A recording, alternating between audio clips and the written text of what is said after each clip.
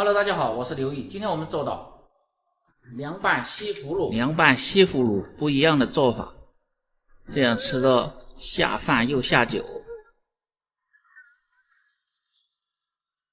首先把西葫芦切去2头2尾，准备一个拉丝儿的工具，就省得你切。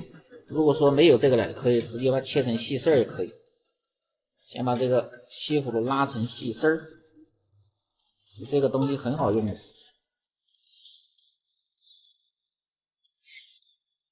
今天我做的是麻酱味的凉拌西葫芦，酱香味特别的浓。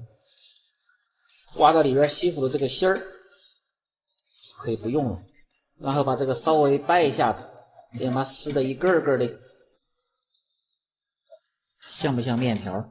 把撕好的丝儿放入盘中，准备来调一个汁儿。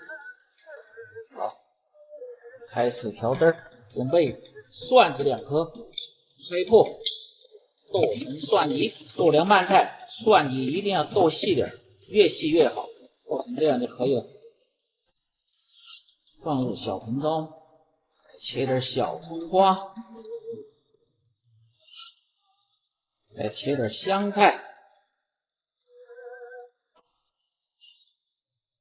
再切一个小米辣。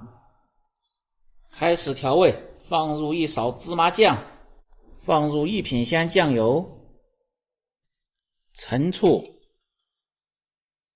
香油、花椒油、盐、鸡精、味精、少许的白糖、葱油，再挖入1勺辣椒油。如果不知道辣椒油怎么做的，可以看我前面的视频。然后先把料汁搅拌均匀，然后放入小米辣和小葱花，搅拌均匀，把汁儿搅拌均匀，淋在西葫芦丝上面，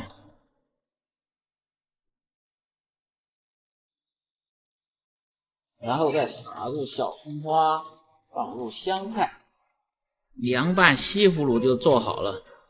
如果你每天不知道吃什么做什么的，就关注我，美食每天更新。好了，今天的视频就到这里了，我是刘毅，每天为大家更新家常菜的视频。如果有做的不好的地方，请大家评论指正，谢谢支持。